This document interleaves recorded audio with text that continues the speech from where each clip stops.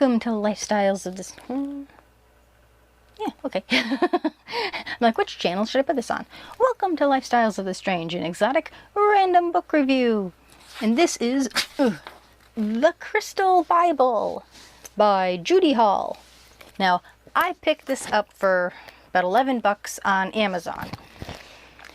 Something must have happened in the mail because everything but one thing in there seemed to have shrunk. I got a case for something, picked it up, and it's like, it was like for the mini version, and it was my fault because I misread the thing, and like I was only $3, so I'm like, I can find some use for it. So I picked this up thinking it's going to be, you know, like a 8.5 by 11 size book like I'd seen in, you know, Barnes & Noble. Look down, it's this little dinky book, which kind of surprises you.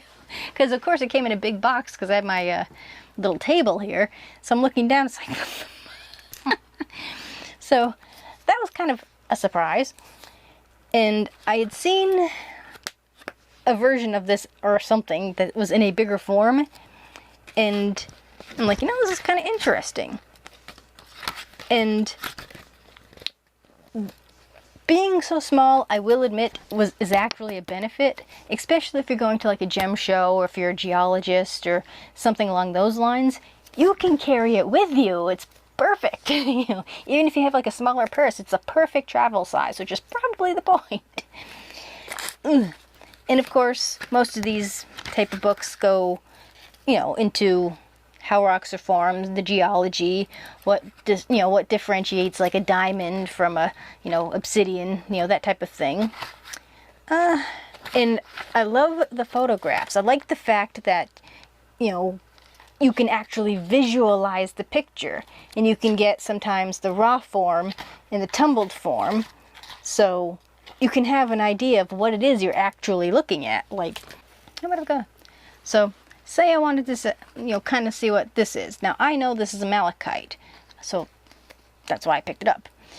Like, what are the properties of malachite? Look in here, moonstone, malachite. And you get to see the raw and the tumbled form, which is really cool. Tells you the color. It only comes in green, so if you see like a purple malachite, run for the hills. Appearance: concentric light and dark bands and rosettes. All sizes, often tumbled or polished. Rarity: easily obtained, which is why you can find it in Michael's on the Jeep. And the different places it comes from. Attributes: malachite is a powerful stone, but one that needs to be handled with caution. It is best used under the supervision of a qualified crystal therapist. And this is in some ways kind of like a medical book with like crystal healing. If your bladder's coming out of your body, go to a doctor. Don't worry about the crystals. It can help. The crystals and stuff, if you're into that type of thing, might help after the fact. I mean, I rely on an amethyst for calming, so it sort of kind of helps. But it's more of a placebo type of thing anyway, so any little bit helps. And it is toxic and should only be used in its polished form. Avoid breathing its dust, which I suppose can be said with most rock. If used as a gem elixir, which means you put your stone in like a water or like an essence of something, you know, take externally only. Malachite amplifies both positive and negative energies. It grounds spiritual energies into the planet. It is believed by some that malachite is still evolving and will be one of the most important healing stones of the new millennium. And then it kind of goes on to describe what it does. Malachite can be used for scrying. Psychologically, malachite is a stone of transformation. Life is lived more intensely under the influence of this adventurous stone, which encourages risk-taking and change. Mercilessly shows you what is blocking your spiritual growth.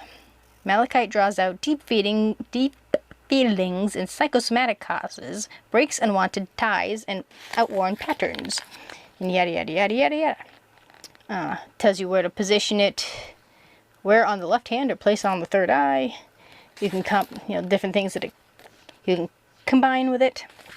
So for a little book, there's a lot of information, you know, if you're into sort of the new age type of stuff. Plus, even it helps you just identify stuff. Here's a fire agate. One of the things I don't quite understand about this book is their overuse of the asterisk. Now, from what I understand, it goes, this is under quartz. Here's a sentence. It is excellent for soothing burns. Quartz harmonizes all the chakras, asterisk, and aligns the subtle bodies, asterisk. Instinctively, if you see an asterisk, you usually go to the bottom of the page and there is extra information. At no point in this book does it tell you, asterisk, go here. Why is it there if it's not going to refer me to something else? You know? Nope. Just go see also pages, this, that, and the other thing. So it's like, Tibetan quartz with black spot conclusions, asterisk. So it's like littered with just pointless dots. And it's so frustrating because for me, you know, I want all that information. It's like, I want the asterisk to take me somewhere. Don't be more careful with your asterisks.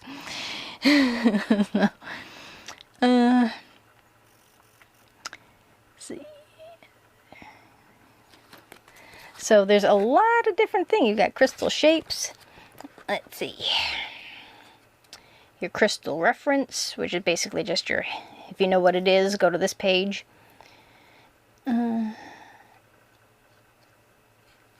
Crystal directory. Crystals come in all shapes and sizes, and the same crystal may occur in several forms and colors and be known by several names. Like I have a citrine that I'm not quite sure is a citrine. It could be a heated amethyst, because if you heat up an amethyst, it turns orange and they pass it off as a citrine. So, always have to be careful about that. Crystal in the raw might be difficult to identify, as many characteristics may be, you know, less easy to spot. Crystal attributes. And supposedly there's a being in the blue chalcedony. It's a thing I'd never seen before. Kind of can see it. And then it just sort of goes alphabetically. The different types of agates, the ambers, the beryls. So, I'm very happy I got it. Just kind of threw me when it was like a midget Bible. Or a midget book, I should say. And it's under the New Age Personal Growth. The Crystal Bible, beautifully illustrated, which I agree with. The Crystal Bible is a comprehensive guide to crystals, their shapes, colors, and applications. A directory format enables you to find a known crystal identity or to identify an unknown crystal and covers the practical and esoteric properties of each crystal, including spiritual, mental, psychological, emotional, and physical effects, plus its use in crystal healing. It is an indispensable reference for crystal lovers anywhere. Encompassing traditional and contemporary crystal lore, this guide draws on the Judy Hall's 30 years experience in this field. And there's different little Bibles. There's like the Dream Bible, the Yoga Bible. If you buy this off the shelf, it's $21.99 US. And I got it a little less than half off on Amazon. Featuring over 200 crystals.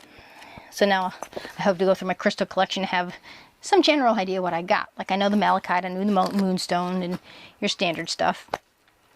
They had one that I didn't recognize, but I'm not quite sure if that's what the crystal was, and it looked like a moonstone, but it looked like a selenite too, so I went with what I knew. So, thank you for watching. Do remember to comment, rate, share, and subscribe. There's always room for one more at The Strange and Exotic. Happy reading and happy crystal hunting. Bye!